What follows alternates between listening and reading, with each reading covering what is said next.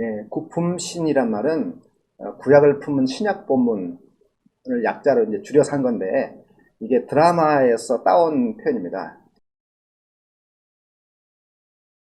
예, 신약에서의 구약 사용, 제가 쓰는 표현대로 하면은 구약을 품은 신약 본문 해석인데 이런 표현 자체가 굉장히 전문적이고 어렵습니다. 하지만 신약 성경을 읽다 보면 구약 성경이 감초처럼 사용되고 있는 걸 보게 됩니다. 예를 들면 마가복음 1장을 펴더라도 이사야서를 인용하면서 복음서를 시작해요. 또 로마서 1장 2절에 보면은 복음을 설명하면서 이 복음은 하나님이 그의 아들에 관하여 선지자를 통하여서 성경에 미리 말씀하신 것이다 라고 하면서 복음을 구약과 연결시켜 사용합니다. 또 요한계시록 같은 경우도 난해하고 이해하기 어려운 그 상징이나 비유들이 다 구약에서 온 것들입니다. 따라서 신약 성경을 잘 이해하고 또 제대로 해석하려면 결국 구약을 품고 있는 신약 본문들, 신약 성경이 구약을 어떻게 사용하고 있는지를 이해해야만, 제대로 이해해야만 예수님의 하나님 나라 비유 또는 예수님의 하나님 나라 선포, 또 바울이 그렇게 목숨 걸고 전하고자 했던 복음의 의미, 또 난해하게 보이는 요한계시록의 메시지들을 제대로 파악할 수가 있습니다. 그런 의미에서 책으로 내게 된 겁니다.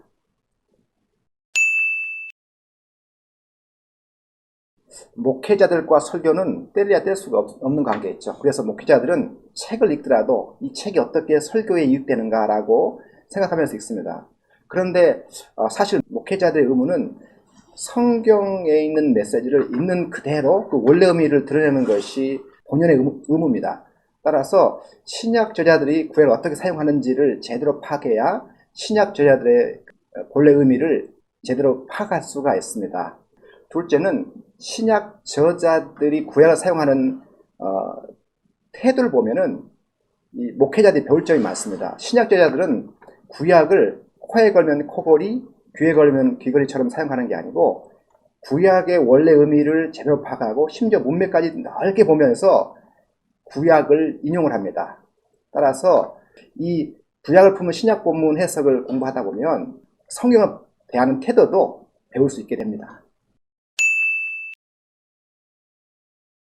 책을 독서하는 방법에는 두 가지가 있는 것 같습니다. 어떤 책은 굉장히 빨리 읽어갈 수 있는 책이 있습니다. 뭐 소설이라든가 신앙 간증이라든가 이런 건 그런데요. 또 하나의 책은 굉장히 슬로우하게 천천히 읽어야 할 책이 있습니다. 제 책은 천천히 읽어가야 할 책입니다. 다른 말로 표현하면 스터디하면서 읽어가야 할 책인데 천천히 스터디하면서 읽으시되 성경책을 펴놓고 읽어가시면 도움이 됩니다. 성경 해석을 다루는 책은 가볍게 소설처럼 읽을 수 있는 것이 아니기 때문에 꼭 성경 구절을 펴놓고 비교해가면서 읽어봐라 이렇게 조언을 드리고 싶습니다. 두 번째는 읽어가는 순서입니다. 제 책은요 제가 추천한 순서가 있습니다. 첫 번째는 시작하는 말을 읽으시고 그 다음에 15페이지 정도부터 나오는 최근의 학계 동향을 읽으시고 그리고 나서 점프를 해가지고 제일 마지막 결론부 신약저자들은 구약을 제대로 해석했는가 이 부분을 읽으시면 전체에 제가 말하고자 하는 요지가 파악이 됩니다. 그리고 나서 알맹이 부분인 1부 바울의 구약 사용, 2부 요한계시록의 구약 사용 읽으시면 도움을 얻을 수 있으실 겁니다.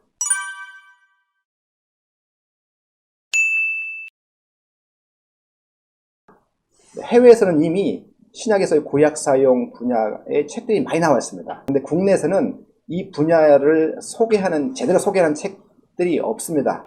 제 책은 이런 국내의 빈약한 상황들을 좀 극복해보고자 하는 취지로 쓰는 것이기 때문에 독특성이 있는 거고요.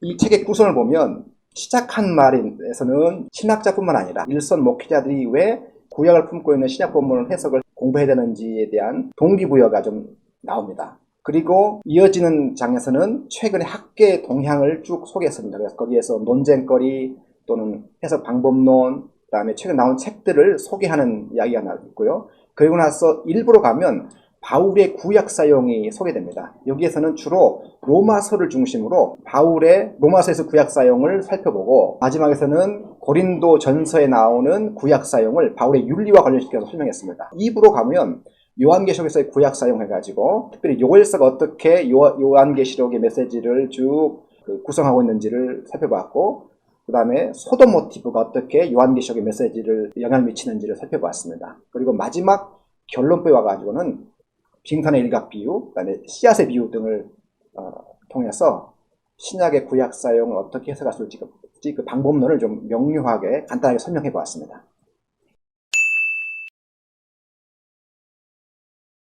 제 책의 핵심 주장은 책 제목에 다 나와 있습니다. 구약을 품은 신약 본문 해석, 구약을 품고 있다는 표현이 나오는데 신약이 구약을 삼킨 게 아니고 신약이 구약을 품고 있다라는 것이 핵심입니다. 이 품고 있다는 이 말은 신약 저자가 구약의 본문의 의미, 그 다음에 구약의 더 넓은 문맥들을 존중하며 사용한다는 비유적 표현입니다. 한마디로 요약하면 신약 저자는 구약 본문을 품고 있고 구약의 넓은 문맥까지도 품고 있다라는 것이 제 책의 핵심 주장이 되겠습니다.